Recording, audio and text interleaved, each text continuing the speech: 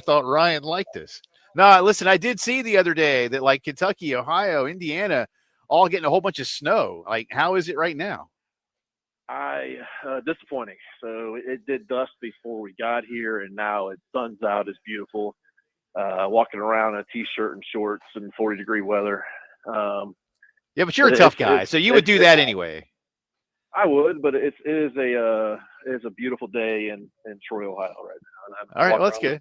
You guys are messing with some horsepower, I guess, with those mowers and stuff there. I'm walking around the horse farm here with some real horsepower, and a lot of cats coming at me right now, to be honest with you. So, is that a foreboding of what's coming this weekend? Then is that something that concerns you in any way? No, these are little cats. Like what's going to happen this weekend, and I'm just shooing away, so it's fine. It's all good. Are you covered in some type of oils or things that make cats want to flock behind you for whatever reason?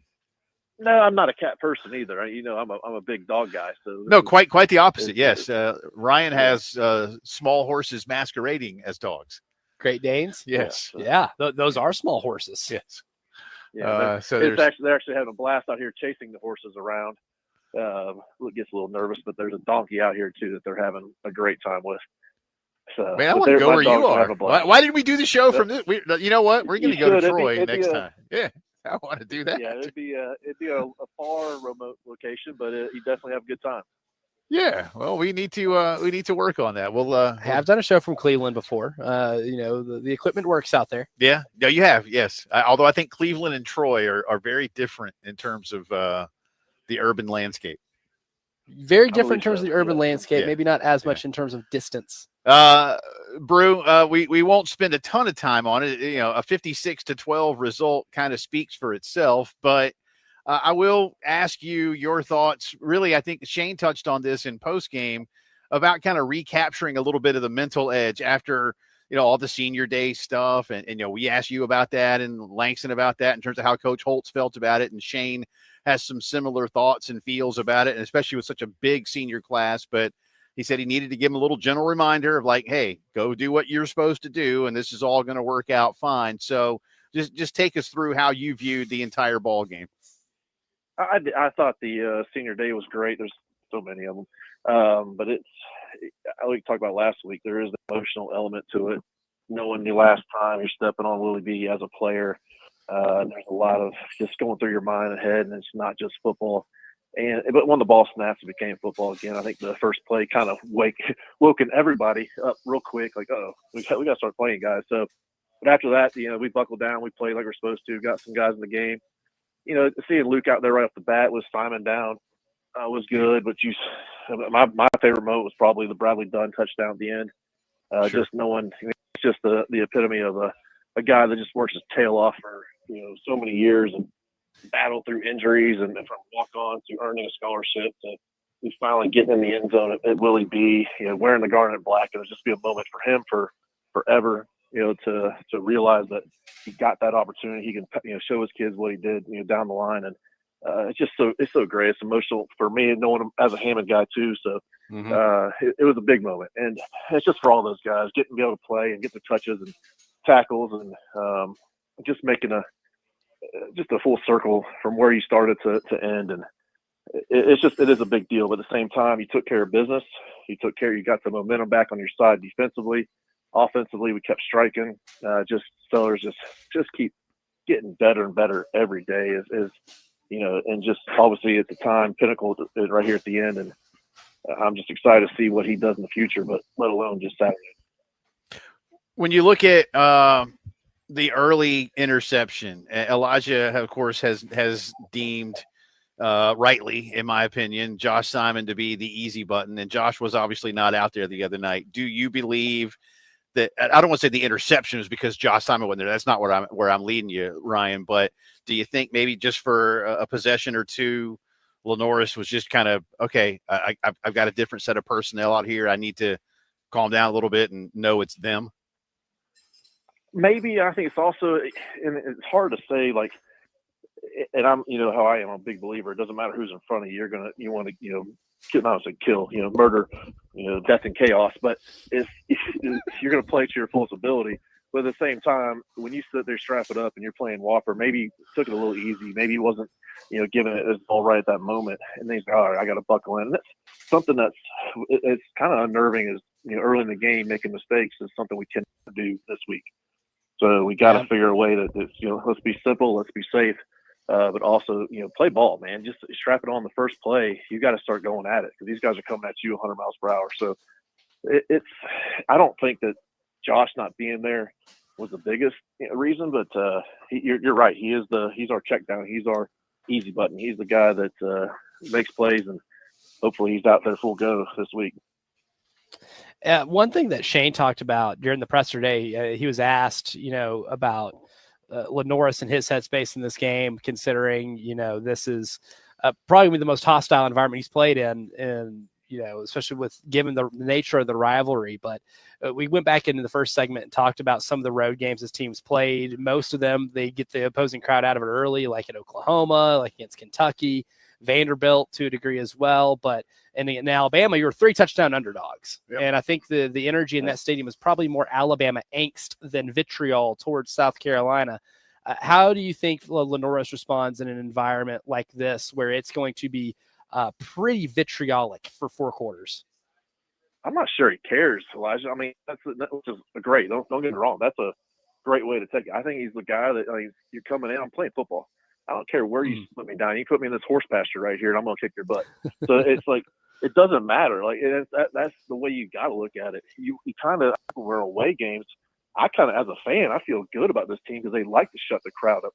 I think they take it personal. It's like, hey, I don't want these guys cheering for anybody.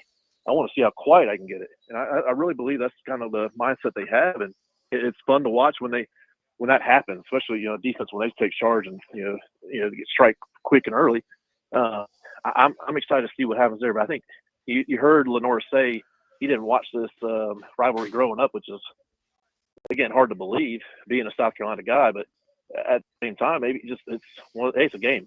No matter how you look at it, it's another time I get to strap up and show you what I can do. And I'm going to prove to everybody that I belong on this field. I'm going to be the best player out there. And I think that's just what he carries. And it's fun because I think it goes in the huddle. You can feel it with a quarterback if they're nervous, they're angst, how are they doing? This guy just comes in like, hey, man, we got this. You're like, oh, you believe it. And I think he's one of those guys. Talking to Ryan Brewer here on our Brews Day edition of the program. Jay and Elijah broadcasting live from Catoe's Power Equipment, 4012 West Beltline Boulevard. Black Friday sales going on. Basically everything in the store is on special, whatever it is that you might need when it comes to power equipment, whether you're doing it for yourself, you do it for a living. As I say to you many times, I love what I've gotten from here, and chances are pretty good that I may be going home with something else.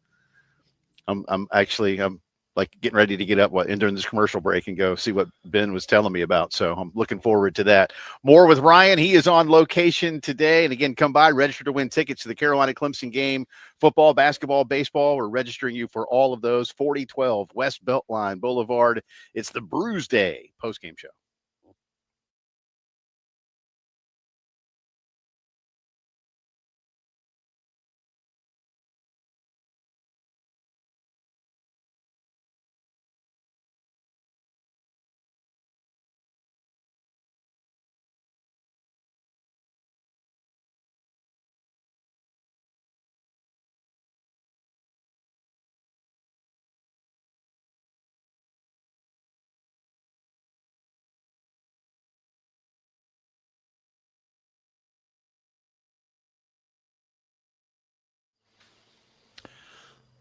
Folks, I got a lot of family and friends coming in, starting, well, if you're like me, already, if not here in the coming days and certainly over the coming weeks as the holiday season is upon us. If you're looking to make some home improvements, consolidate high-interest debt, especially ahead of the holidays, now is a great time to contact the folks at Palmetto Citizens Federal Credit Union and check out a home equity line of credit. Could be a great option for you. They're local. They're not for profit. And since they've been doing this for so long, they are really good at saving people money. Plus, you can do lower closing costs, lower application fees, take advantage of lower rates, unlock your home's equity. You get a 10-year draw period. So if you need the kitchen fixed up now, bathroom later, whatever it is, they'll get it done for you. You make it work. They're great people. My wife and I are members. We love them. You can apply online today at palmettocitizens.org or any of their 14 locations. Palmetto Citizens, achieve your potential.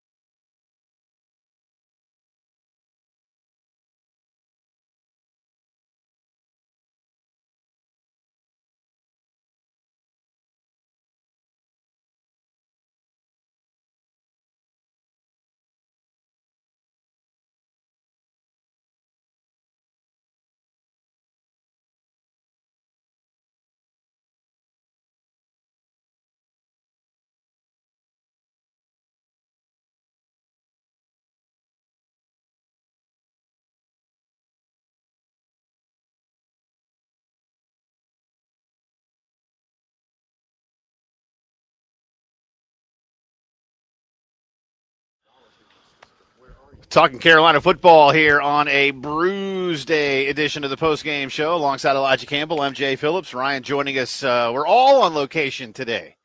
Elijah and I broadcasting live from Catoe's Power Equipment, 4012 West Beltline Boulevard. Again, come by in person throughout the course of the program today. Register to win tickets to Carolina Clemson football, first and foremost.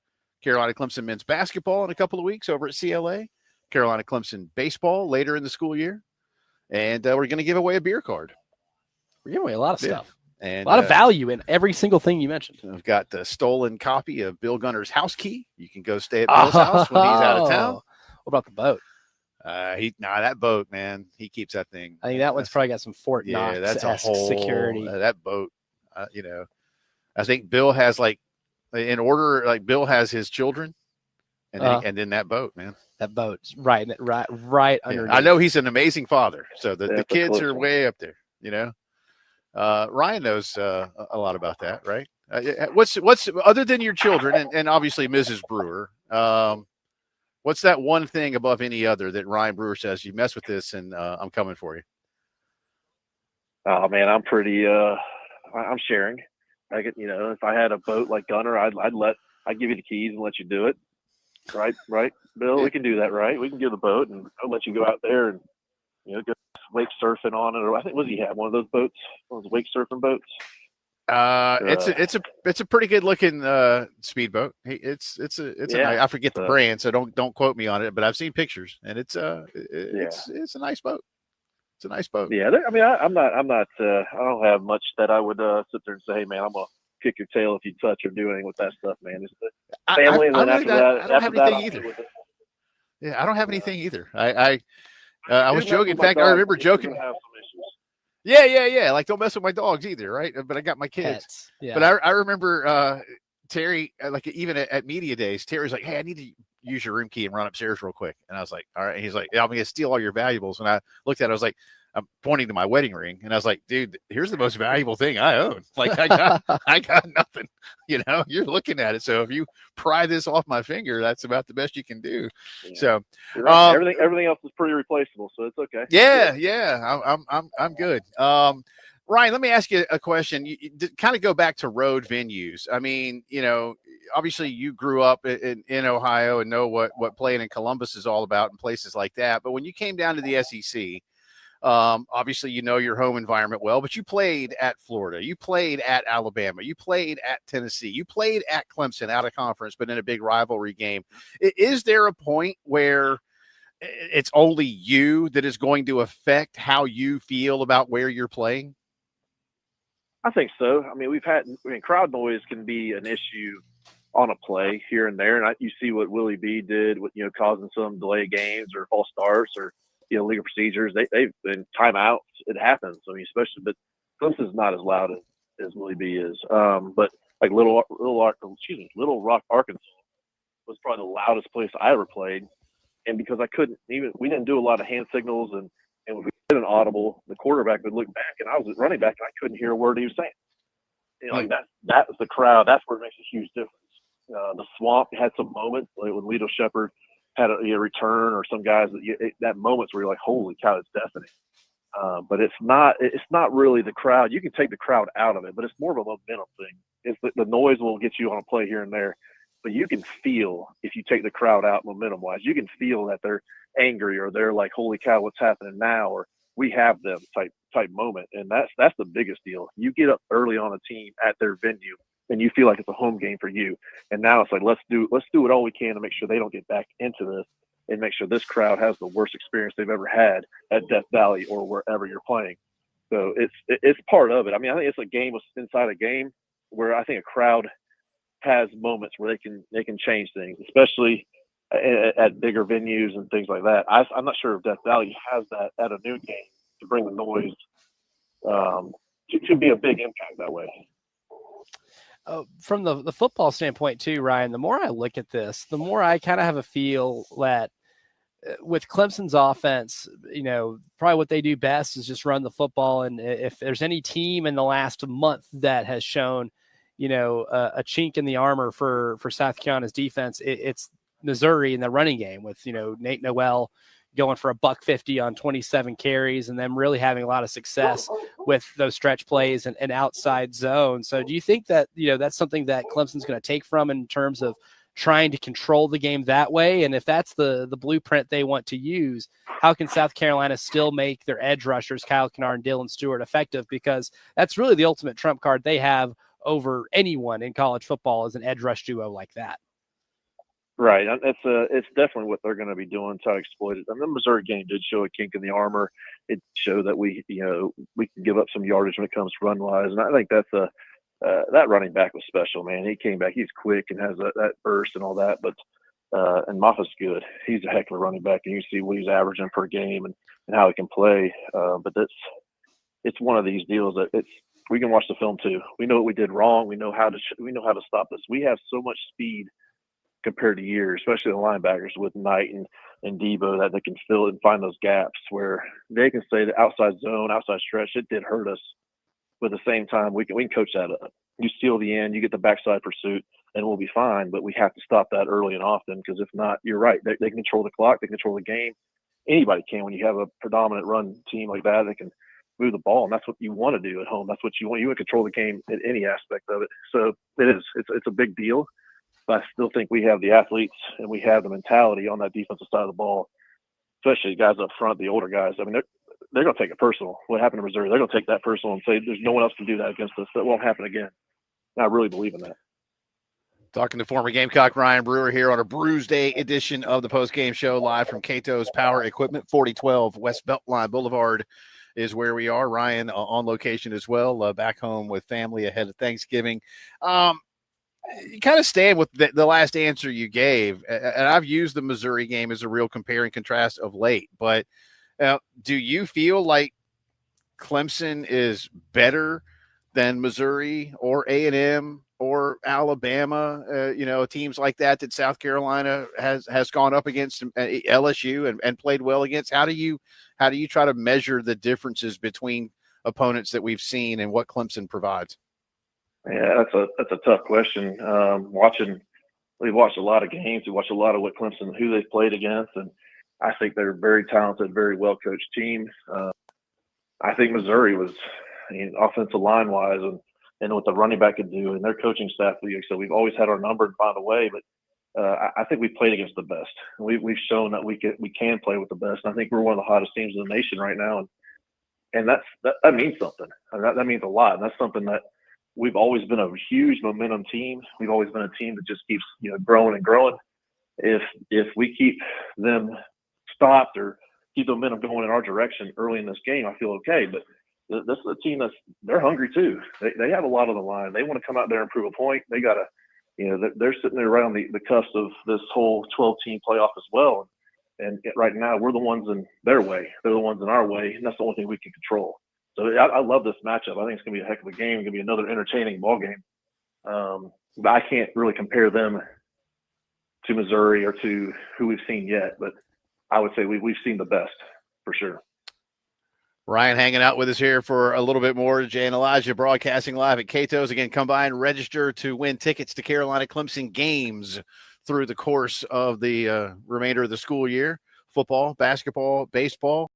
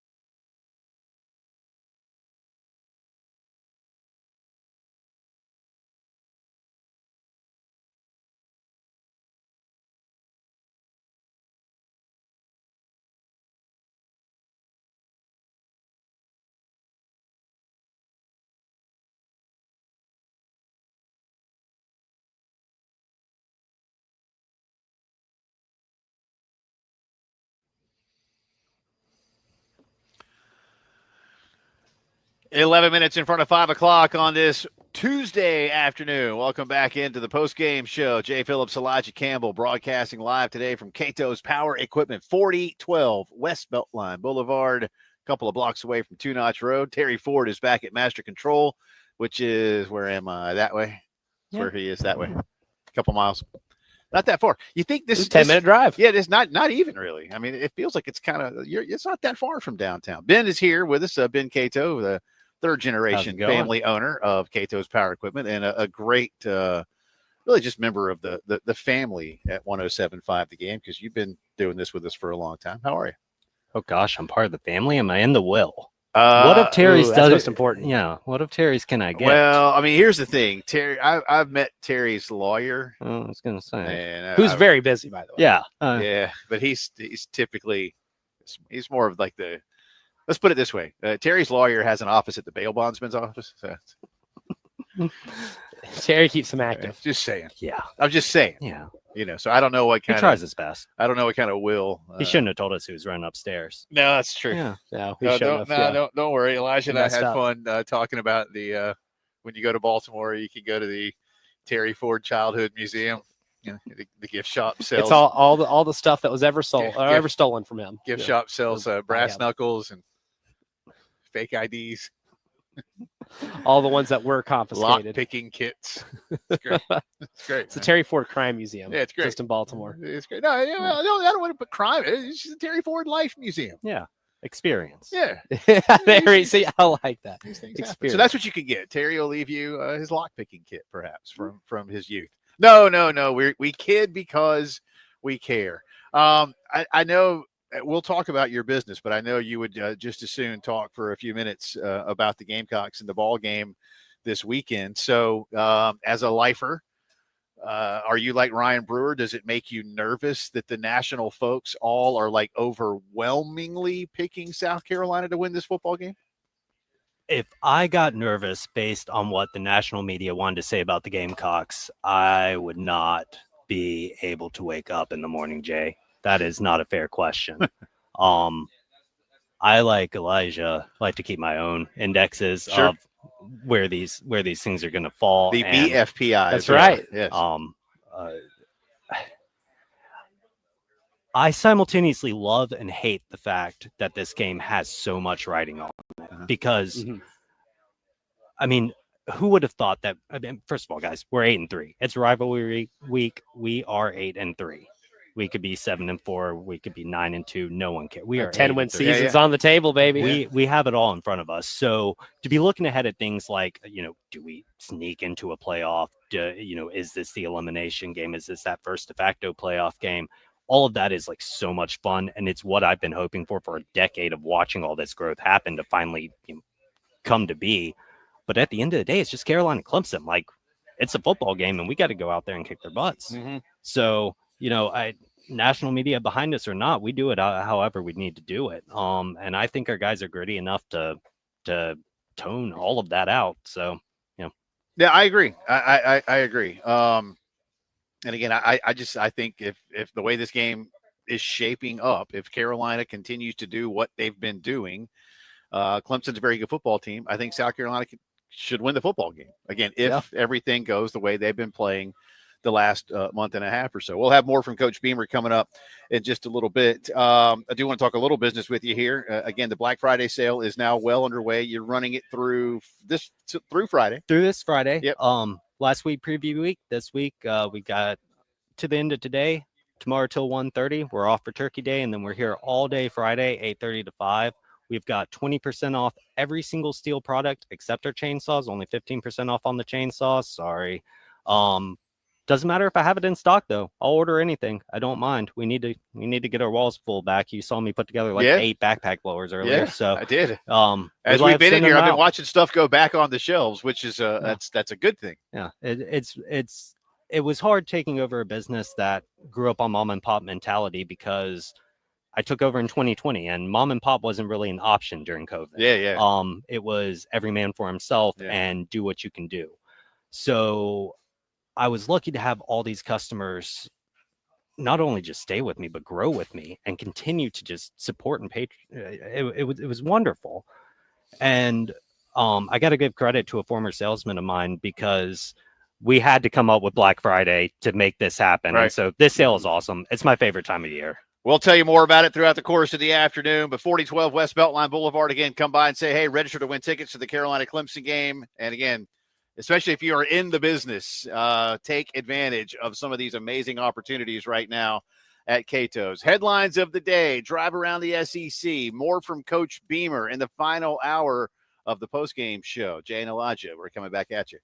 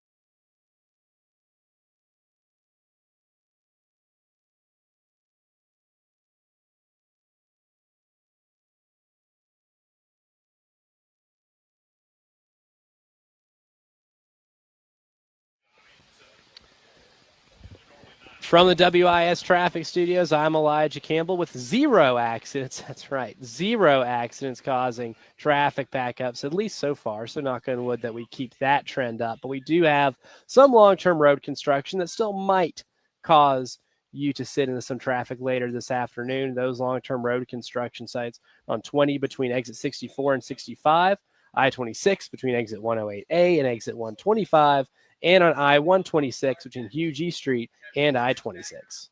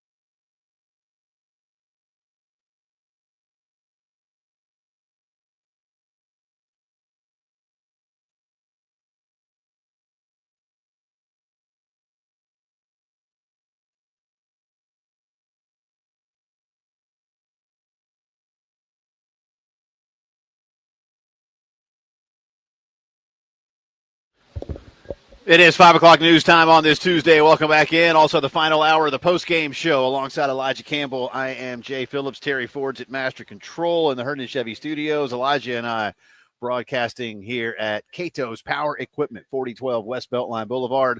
Our buddy Ben Catoe hanging out. Matt, Andrew, the whole crew being very kind to us today.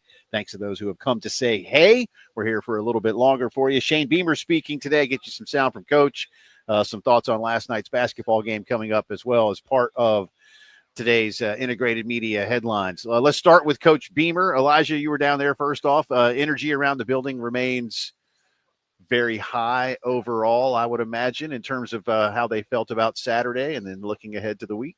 Yeah, focused. I would say there is a high level of focus there. I think they're all very aware of what's in front of them. Shane even said today he doesn't have to talk to them about the college football implications because they have smartphones, they have TVs. Right. Yeah. They are, they don't live under rocks. They it's a focus group, but they talk to people outside the building. They are not Luddites. They do have access to technology, so they understand exactly what all is at stake in this game and all the talk around this game, especially not just that it's the first ranked matchup between these two teams in over a decade.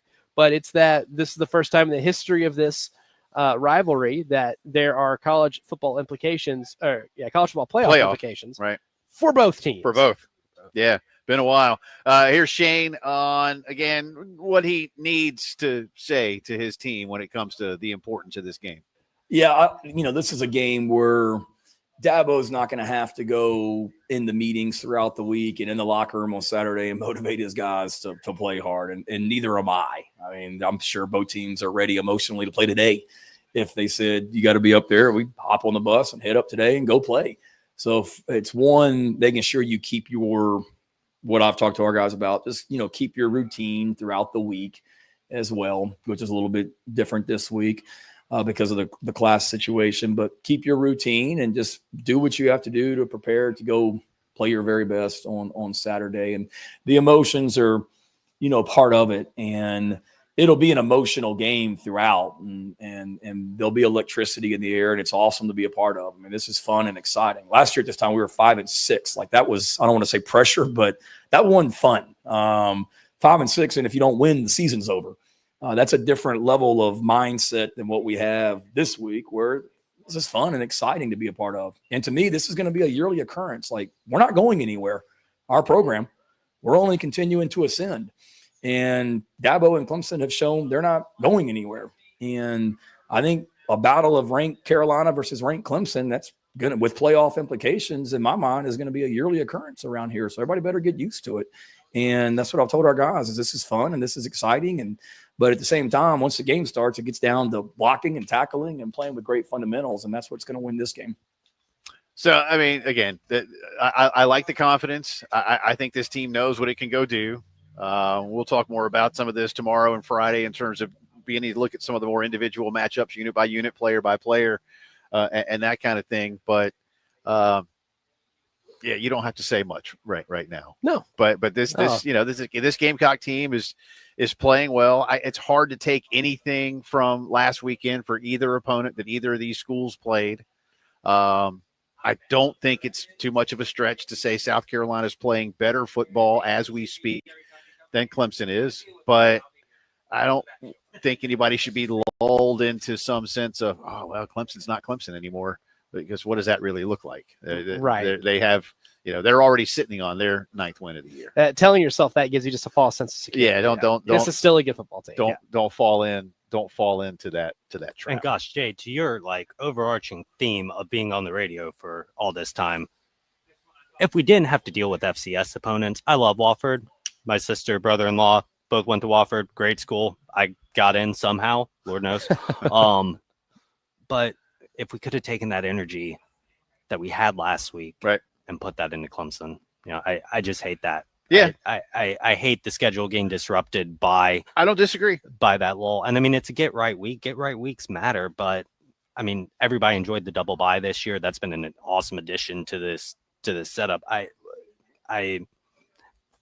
champion your cause. I know Coach Spurrier really, because there was a time early in his tenure when it was an off week. And he's like, let's at least play somebody. Yeah. Yeah, Right. because the conference slate was done, and the way Carolina had always Carolina, Georgia, Kentucky, Florida back then had all had their conference schedule aligned accordingly, so they could play the in-state rival out of conference, and the SEC schedule makers did it that way, and so it was just kind of weird. And then of course Thanksgiving week became rivalry week for most schools around the country. I've been a proponent even of moving this particular game up to last weekend, and then letting this weekend be whatever you want. But again, it's TV and anyway, there's so many moving parts. But and how cool would this be on Black Friday? Well, yeah, and look, it's Uh-huh. funny how both schools had an opportunity a long time ago, and now with Thanksgiving week being where the game is played, both schools have a lot of students that go home. And maybe Carolina would be more accommodating to it than Clemson would, but I don't know. We'll see. I think there's maybe a future movement of this game, but I just as soon see it get played again a couple days ago, and have this weekend be your FCS weekend if you're married to that. But Oof, that'd be gross. But that's just me. Yeah, I don't disagree. I don't know. That's the I best don't think part about Coach the last Tanner part of wants the to year. hear Yeah. No, attendance numbers for a post Clemson. I don't disagree. Yeah. But Iowa and Iowa State play in like September. They do. That's Also a Kansas- totally not normal rivalry. No, I don't know. Ain't nothing normal about those Kansas two and schools. Kansas State play in the middle of the season. I don't know. There's all kinds of ways to look at it. Anyway, we'll talk more. Well, you know what the Taters would say. Just put Clemson in the SEC. They deserve to be there. That's Anything else be damned. I'm sorry, we live. as far as you know. Gosh. We'll have more from Shane Beamer coming up in a minute. Hey, Ben's a fan, man. That's what rivalry week's about, man. Is talking junk on the radio. That's Yeah, the best sure. part. I've got an orange lawnmower sitting right there. You do. I am all There's inclusive. some orange stuff over there. He's only thought about it twice today, getting rid of it. Like Right. only twice. It's very Denver Bronco orange, Mr. Catoe. We'll say that. Again, more from Shane coming up in a bit. Basketball last night, South Carolina falls to Xavier 75-66 after leading at halftime 34-29. You look at the stat lines here, and they weren't really all that different, except for one big thing, and that is that Xavier was able to take, I think, 10 more shots than South Carolina and make a few more of them.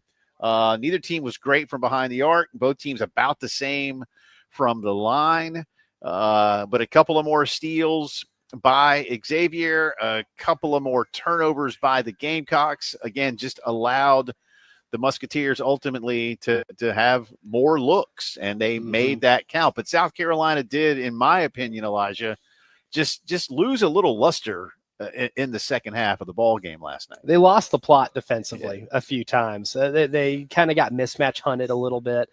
There was one play where in the second half, at this point in the second half, you're already trailing. In the first half, you kept the lead because you were really aggressive on ball screens. You made a team in Xavier who, going into the game, was number one in the country in assist rate, held them to 2 assists in the first half because you were so aggressive with the ball screens. And you shifted them out of their offense well enough to hold them to only like 29 points, I believe it was what you held Xavier to in the first half, and a negative assist turnover rate. But then you get in the second half, Xavier makes some adjustments. They get to where there's a pick and roll where Miles Studi has to guard Zach Freemantle.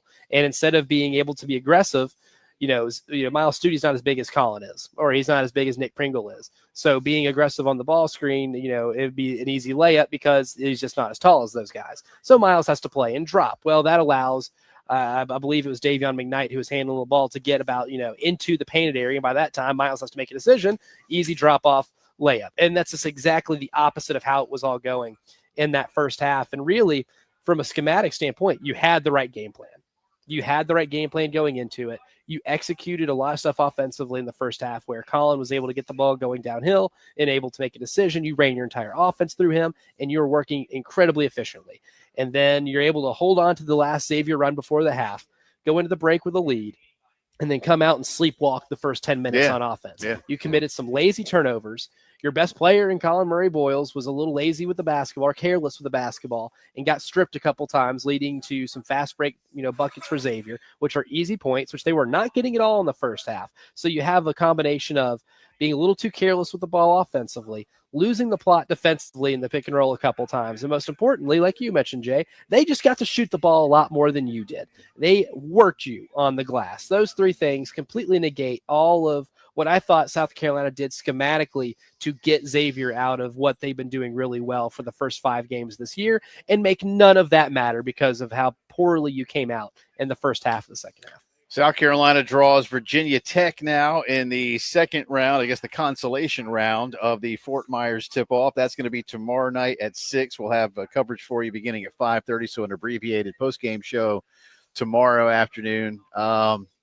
Look, I know it's not must win, but am I into the Jay Phillips, listen, you better win this game kind of territory? This is you absolutely better win this game. Virginia Tech's not a good basketball team. Yeah. This is a game that if you lose this game to a team that's 126 in KenPom and already has a loss to Jacksonville at home.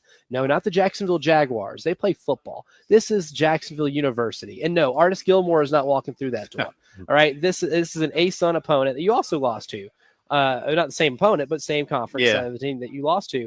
This Virginia Tech team is also incredibly desperate to get any type of life because not only they lose that game, Penn State beat them like a drum, and then Michigan controlled them pretty well. They need something to show other people that this program for Virginia Tech is not dead and dormant. Yeah, and I know Mike Young took a big hit with the kid from Temple that got kicked off the team because he's going to get in trouble. Yeah, some minor point shaving. He might be going to jail. He committed some minor point shaving. Yeah, I hope not, but he could be. So tomorrow night, again, 5:30 airtime, 6 o'clock tip from Fort Myers Gamecocks and the Hokies. And again, to conclude our integrated media headlines of the day, big story from Chapel Hill. About mid-morning, it was announced that Mack Brown will not be returning to North Carolina. Some reports suggested he was fired. Others say part ways. I mean, he was fired. Bubba Cunningham had to walk into the office today and say, Mack, thanks, buddy. But that's going to do it for you. And I hate that he did some of his best work against us. I mean, fair point. I thought Mack Brown would put a lot into North Carolina, and he did. I mean, there's nothing to try, but I thought we might see a little bit more return to glory. But it stinks that the Gamecocks were their one shot at return to glory. It seems you need players, and they're just the recruiting is slipping. There's a lot that's not going right, and I'll be. Just like always, we mentioned this earlier, Ben, Elijah and I did. What level of full-on investment everybody associated makes with that football program will be the telling difference. Because it's just like Kentucky in the SEC. Yes, we can be good at football. Yes, we like football, but we do not love football. Exactly. We love basketball, and that's where it matters, and that's perfectly fine. Again, that's not a judgment. But don't have far-reaching expectations that you're not doing enough to attain. That would be my advice. And again, if I'm a couple of these high-level NFL assistants, unless I just want to get paid, which I might, I'm not taking that job right now. No, like Arthur Smith was one that Andy Staples apparently threw out on on 3 as part of a coach that has appeared on their hot board or whatever. If you're any coach in the NFL, I mean, unless you're getting a massive pay bump, why would you want to do more work for a school which you're going to have to overachieve in order to keep your job in 5 years? And you may potentially get a big, massive pay bump, but we'll see. But I bet you they have somebody by the end of next week. We'll find out. But Mack will coach the game Saturday in Chapel Hill against NC State. The Heels are already bowl eligible. State is not. So there's a little something on the line there in his farewell at Keenan. We'll see how that one turns out. That's our integrated media headlines of the day. 803-948-8327 for all your home theater needs and so much more. Call our good friends at Integrated Media. Back to Catoe's on the other side with more sound from Shane Beamer as our good friend Ben Catoe joins us here. You are listening to the Postgame Show.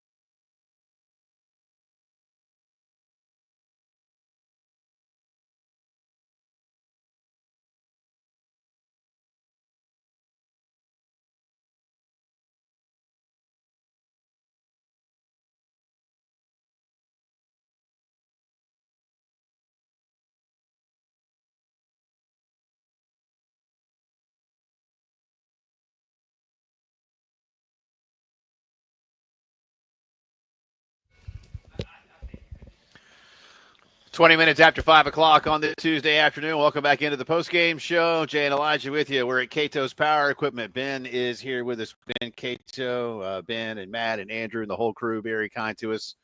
Someone has a brand new kitten over there, too. Yeah, that's Bemis. Yeah? Bemis, who is named after Say Anything frontman Max Bemis. But Beamer is a good second name for him, so it fits. All right. I call him Beams. Yeah. So, I mean, it's for both. I like that. Sure. He's 8 weeks old today, I think. And is this someone's, or is this like here at the? He is my bona fide shop cat / Yeah. salesman. He has closed a couple deals this week. He's on the payroll. The cuteness factor always counts. Well, the diamond collar was a nice commission. So that's a yeah. good touch. Good touch. May as well spend it on something there. Now, and again, the Black Friday sale continuing through actual Black Friday. So come out. They're done for the day. But they'll be here tomorrow till 1:30, off on Thursday, and then a full day. So listen, when you get like all the in-laws are like, why don't you take better care of your yard? Then on Friday, you get in here and you go, all right, I tell you what there, Pops. Watch me. I'll show you how I'm going to take care of the yard the rest of the way. I tell you a trend I've seen that I love. I had a fellow in here today. I had a pizza oven, a big old pizza oven show up for my wife that I did not get her for Christmas. So he got a lawnmower. In fact, he got the J. Phillips lawnmower. He's the guy who got the 30-inch. Okay. So despite buy against your wife if you need to. Whatever gets you there, lawn care comes in all forms and fashions, and and this is the time of year to buy. I love the idea of spite buying. Sure. Yeah. It's like in Seinfeld. Well, I'm sorry, sir. You can't return. You already said spite. We can't return things for spite. Back to some Shane Beamer sound for you here. You want to set this one up? You asked it. Yeah, for sure. I mean, this is one, like when I look at this game, if looking at the roadmap for South Carolina winning, it's going to be stopping Phil Maffa and that Clemson running attack. They rush for almost 200 yards a game.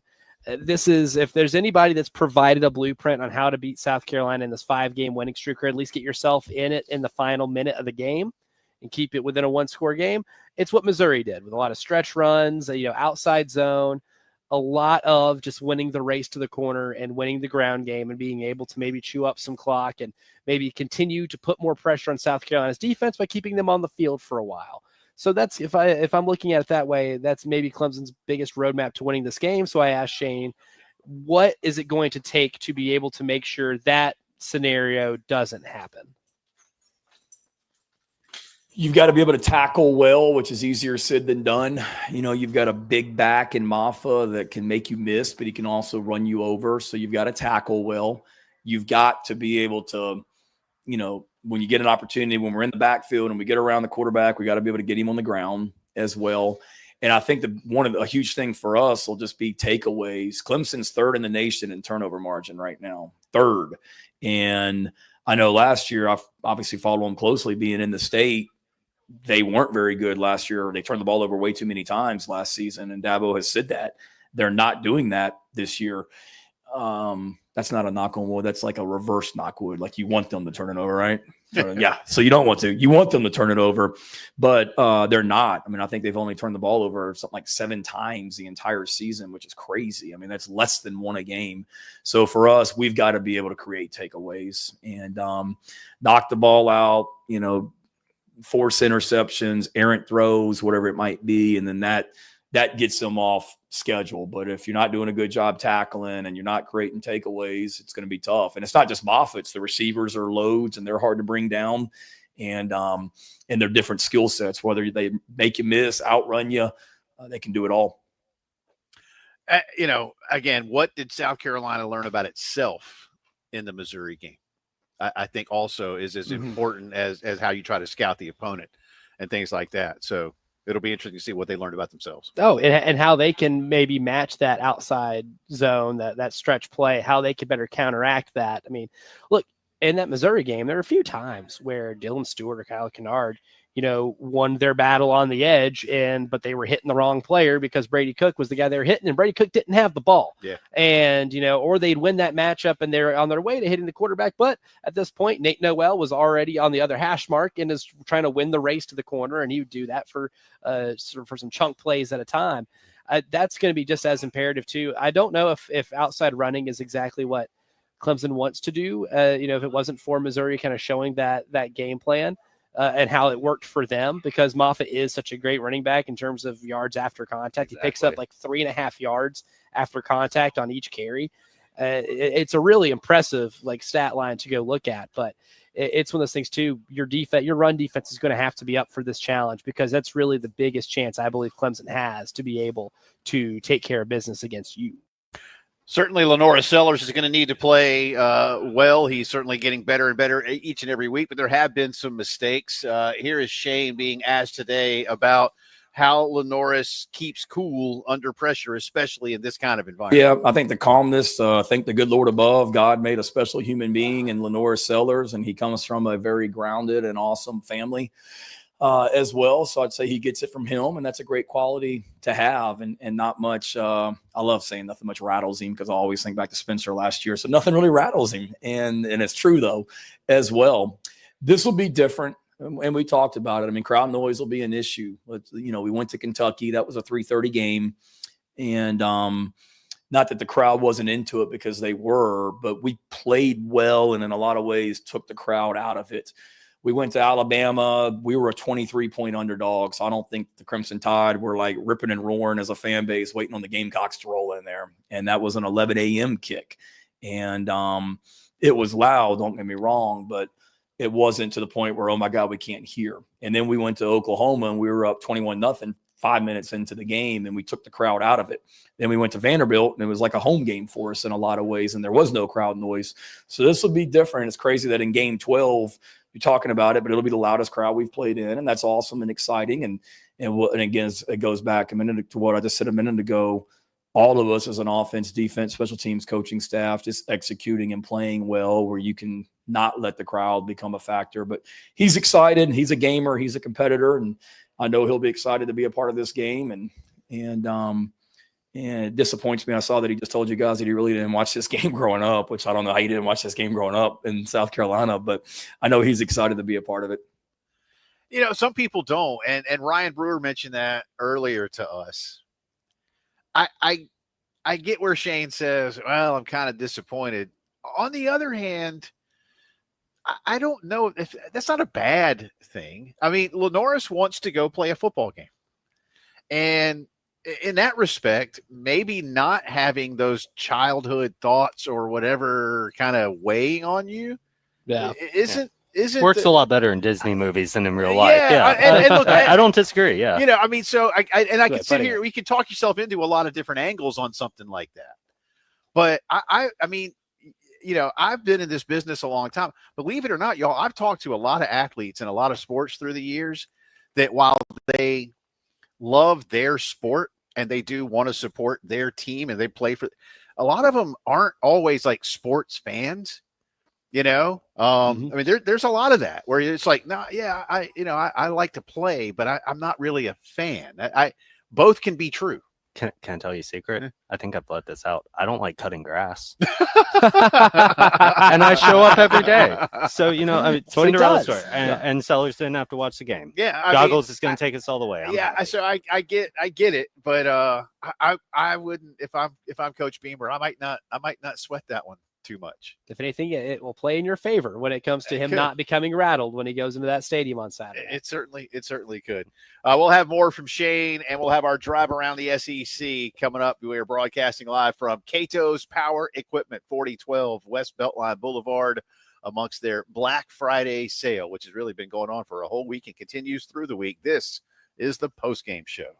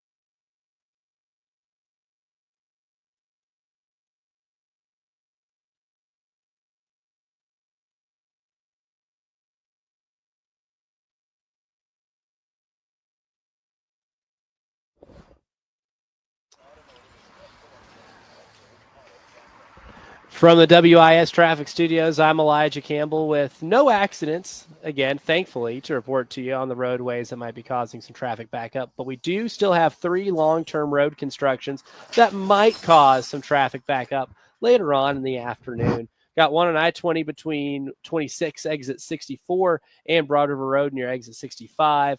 I-26 between Bush River Road, exit 108A, and Old Sandy Run, exit 125, and on I-126 between Hugh Street and I-26. Again, all of those long-term road construction that may be causing some slight traffic backup later on this afternoon.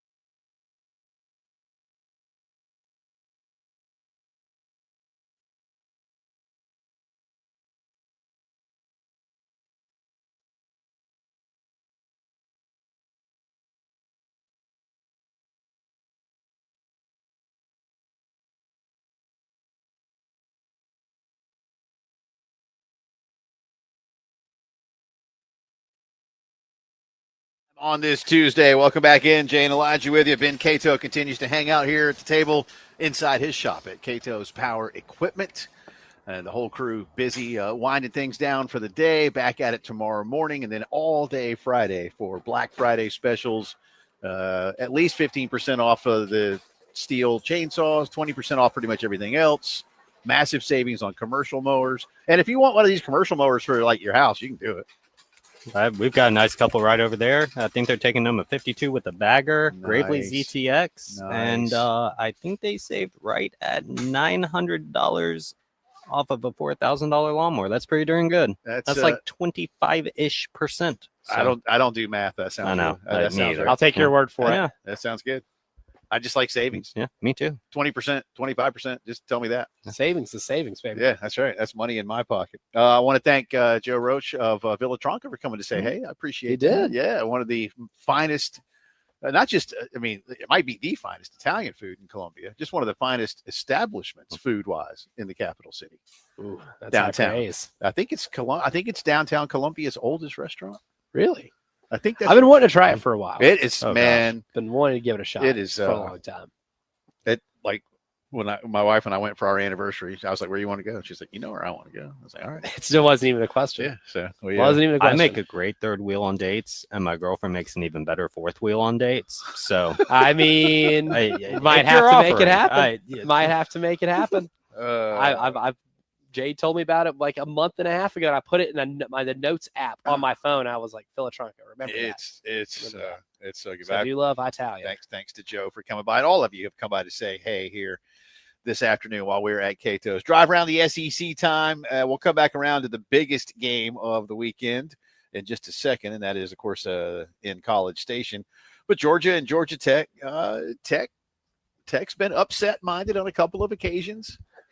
Brent Key is the master of pulling off upsets at Georgia Tech. It would be his magnum opus if he were to pull this one off on Saturday. I like best work yet. I think Kirby now has got to make sure that he's got his guys in a mindset of not just winning, but we have to go control and dominate the football game. You can't sleepwalk in this one, like you have been able to maybe the past few years. You cannot sleepwalk Georgia Tech. What is Ole Miss's level of motivation in the Egg Bowl now? They're hosting it, but what is their level of motivation? It's a Friday game, by the way. To not get embarrassed. Yeah, the fact that game's not on Thanksgiving is such a bummer because that Yeah. forces us to have to watch, the tail end of Giants Cowboys, which is going to be disgusting. This game's at 3:30. Yeah, On Friday. On Friday. But yeah, I remember when this was like a night game on Thursday. But now that now that the NFL has taken over the whole day, Yeah, whatever. lame. The Egg Bowl on Thanksgiving ruled. And Texas and Texas A&M, when I was a kid on Thanksgiving every day, on Thanksgiving night, was the best. But Ole And they Miss need to bring that back. Yes. Ole Miss minus 28 in that one too. Yeah. Yeah. I think there'll be enough motivation just because of how much that game means locally. Now Florida's level of motivation is high. Again, Florida might actually bump up. I'm seeing Gator Bowl all over the place if they win. Gator Bowl. You know, The Gator Bowl takes a 7-5 Florida team. God bless them. well, I think bowls now they want to take motivated fan bases. Fair, which I mean, Yeah. they would be a lot more Yeah. motivated. Yeah. I think that's what they want. And what do you do when the whole conference has the same record? So, Yeah, that's fair. Yeah, fair enough. It'll They have some be big wins. interesting how they look at it. Tennessee going to Nashville, just a 10.5-point spread. What's the? Let me see what the FPI says on this one. Have you looked? I've not looked. It's 80%. But that's not an 80-20 game, man. Vanderbilt's not one to be No way. played with. They can't sleepwalk through that one either. And they got and they know what's at stake there too. They need to win that game to basically. I think they win that game, they're a lock for the college football playoff. All right, you've spent the bulk of your life in the greater Nashville area. Yeah. Does this game starting at 11 o'clock on Saturday matter? Nope. Okay. Never has. Okay. It will still be 90% Tennessee fans. Okay. Always has been, always will be in that area. Unfortunately for Vanderbilt, I don't know if it will come a day in which Vanderbilt fans will be willing to pay the money to, I guess, fill out that stadium and it not be 90% orange and white. Kentucky is getting 4 points from Louisville in Lexington. Cats are not going to a bowl. Nope. In fact, I saw today that there is likely going to be a glut of 6-win teams, and there will be some 6-win schools that don't get bowls. Because there are a lot of 6-win teams. Yeah. Yeah. Interesting. Yeah. So Kentucky is almost certainly out right now. I asked you yesterday, so I'm going to ask our SEC football fan, Ben Catoe. You think this is it for Mark Stoops? I think it should be. Okay. I think it should Fair. be. I think if Kentucky were the football school they claim to be or pretended to be over the last 4 to 6 years, then yes. Okay. But where do you go? What do you get? I mean, know. what's out there? So that's a great question, especially for that. It's kind of like North Carolina job. It's like, all right, it's a better job than North Carolina. What are you giving me? Now, Mark Stoops making a lot of money. Yeah, he is. They do invest. I will say from a financial investment standpoint, Kentucky is in a different league than North Carolina. But I think investment only gets you to a Mark Stoops level. Well, so. this is a massive underachievement this year. It is. Oh, brutal. That was a really good roster they came into the season with, and they just peed all over themselves. Yeah. The last few weeks of the year. Missouri is giving Arkansas only 3 points, and this game is in Como. Ooh. 3 points. Oh, I kind of like the value on Missouri there. And yet the FPI is about 67 to 33. So interesting.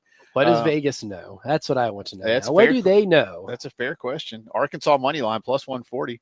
Oklahoma is getting 6 in Baton Rouge. And they're now obviously going to a bowl. This game is all of a sudden very important for LSU.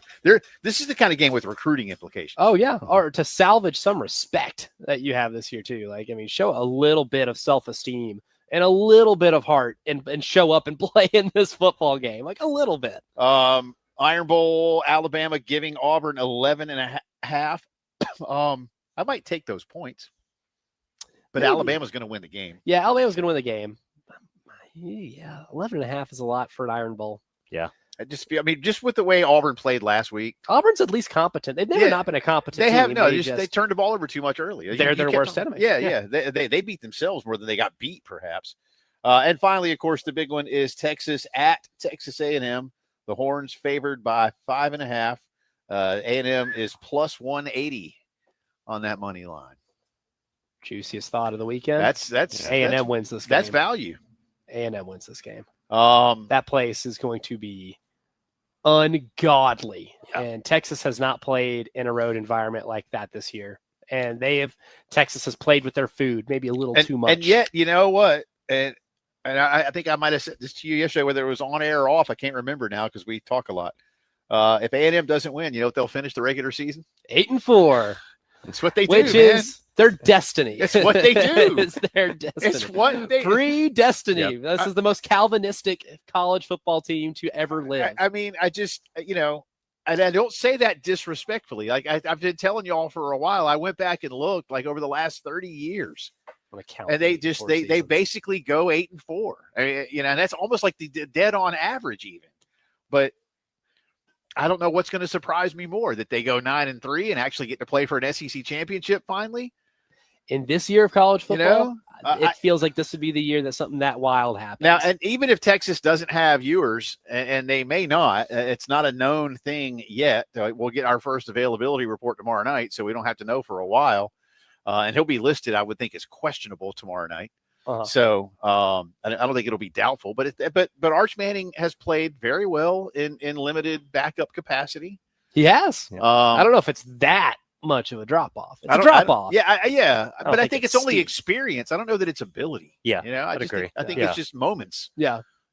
As much as anything. But I mean, going into Kyle Field, it's hard. Experience has to be. It's hard. It's loud. It's big. But Texas is used to loud and big. I'm not sold on the Texas resume, but I am more often sold, as I have thought about it, like on the Texas, and hold your breath or hold your ears, Elijah, on the eye test. Oh, I know. Disgusting. But it's not going to surprise me if A&M finishes 8-4, because that's what A&M does. That's our drive around the SEC, and they are brought to you by Herndon Chevy, your hometown Chevy dealer. Stop by the showroom, see why Herndon makes you smile. We got one more interesting one from Shane Beamer that we want to get to. We'll wrap it up here from Catoe's Power Equipment. This is the Postgame Show.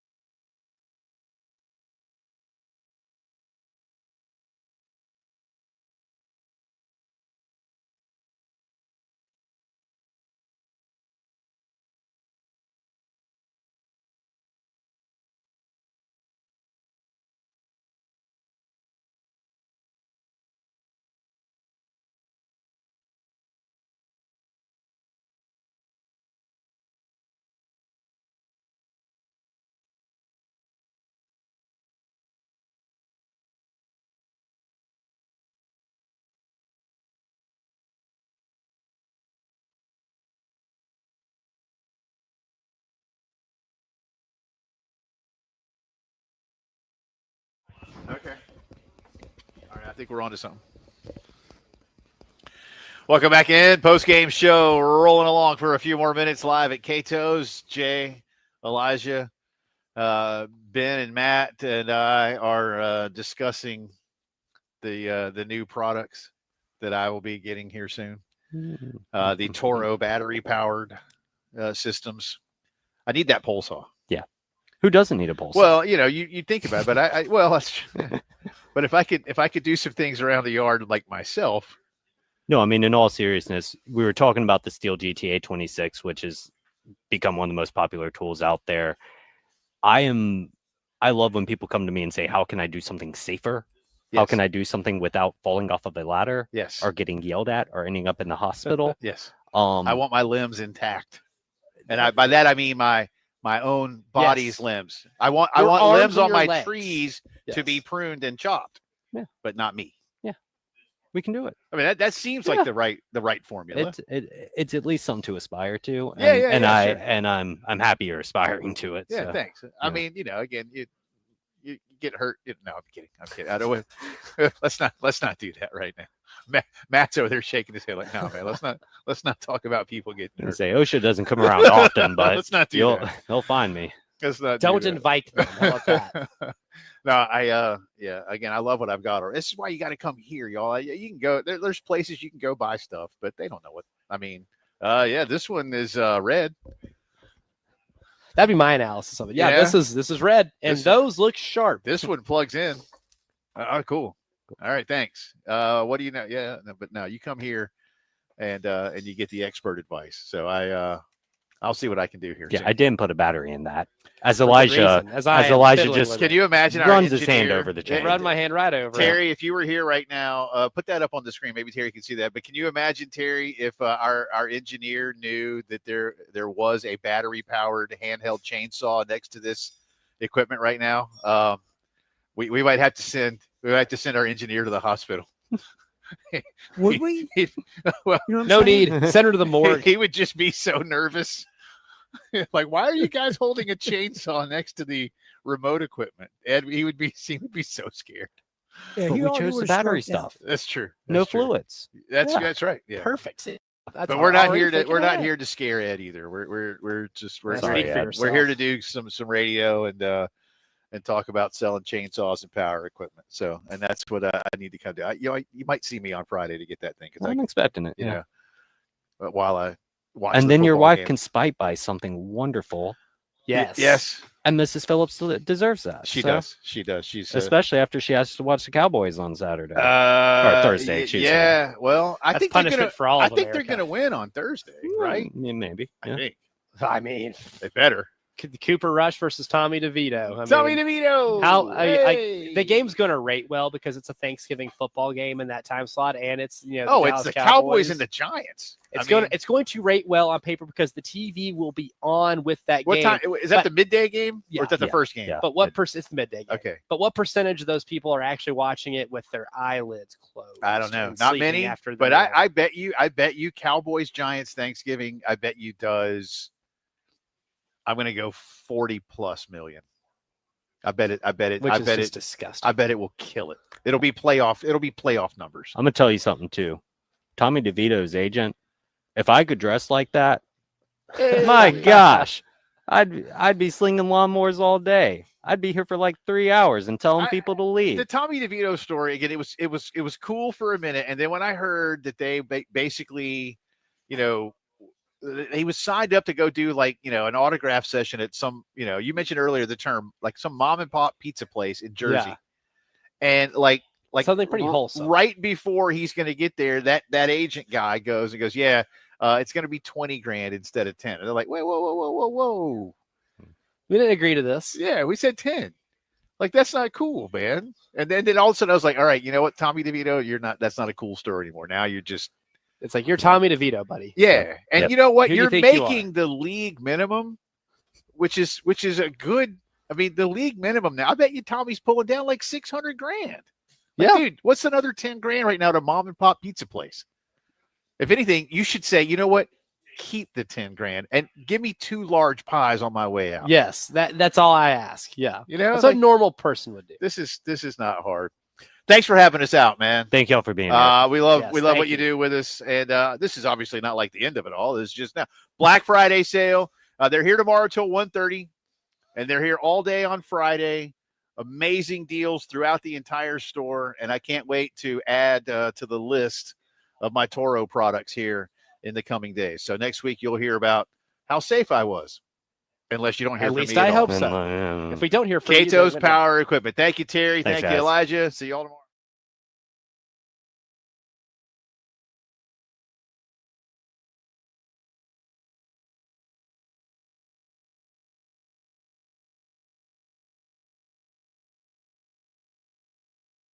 And one more final word from our friends at the Joint Chiropractic Centers. Their mission, very simple: improve your overall health.